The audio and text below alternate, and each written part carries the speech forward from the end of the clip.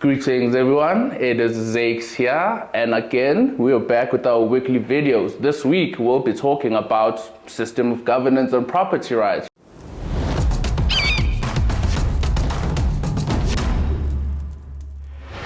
Specifically, why the system of governance we all know as constitutionalism is so integral to the protection of your right to property, and that right to property is foundational to the exercise of every other right you can think of, right? So why are we concerned about, the system of governance and property rights? What is it first? Well, constitutionalism, as I just mentioned, as a system of governance is pretty much a principle, right? If I were to name it at that says that the government does not have unlimited power. The state does not have unlimited power. And by extension, those, me and you, who vote for those who administer the state, we do not have unlimited power. What do I mean by unlimited power? I mean the state cannot abrogate what it did not give. So we all believe, and I'm sure practice or live with that belief, that you all have rights, inalienable rights, right? Whether you think Allah or God gave them to you, but you have these rights, the most foundational of them being the right to life. And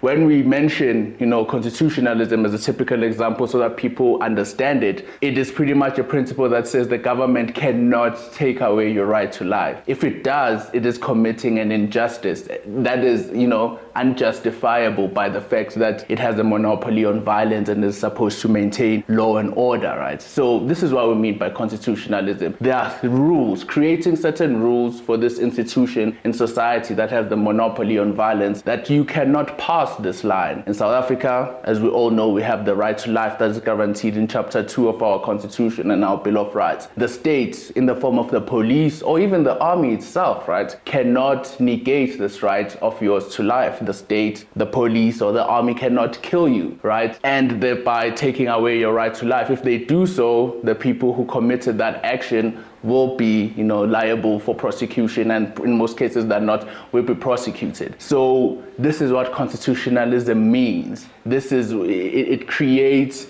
an area whereby the government's field of influence, for lack of a better term, right, where the government's influence cannot really penetrate a sphere of your life as an individual that still belongs to you because it was not given by the government to begin with. And why is constitutional so important? It is important because this is one of the best ways to ensure that you and I enjoy the right to property, right? The right to own not only ourselves, but even, the world around us.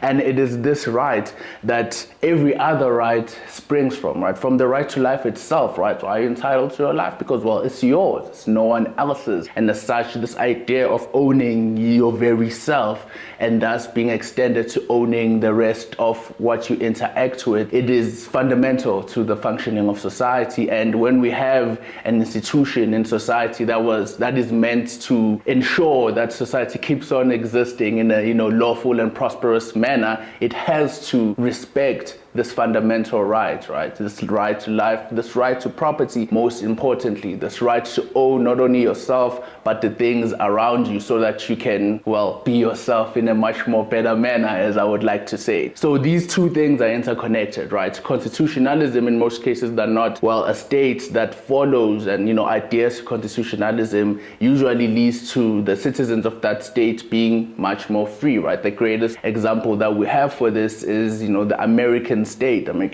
and their constitution is a model for most, if not all, the constitutions that we find in the world today. And it is this adherence, right? These rules that the American state created for itself, even the South African state created for itself, right? These rules that say that even me as the government, I'm not allowed to do A, B, C, or D, is what ensures that we as citizens continue having the freedoms that are so foundational to our prosperity. And as such, when we ignore constitutionalism, right, when we try to eliminate these rules that bind government and try to give those in state power or in government in general the discretionary power, the discretion to pretty much act without any inhibition, without any guidance, without any binding in the form of a constitution or a law, then it means that we are invariably creating the conditions that will lead to us being less and less free. And as we all know, we are huge fans of freedom freedom like Kaya. So please do tell us what you think. As you clearly can see, we find,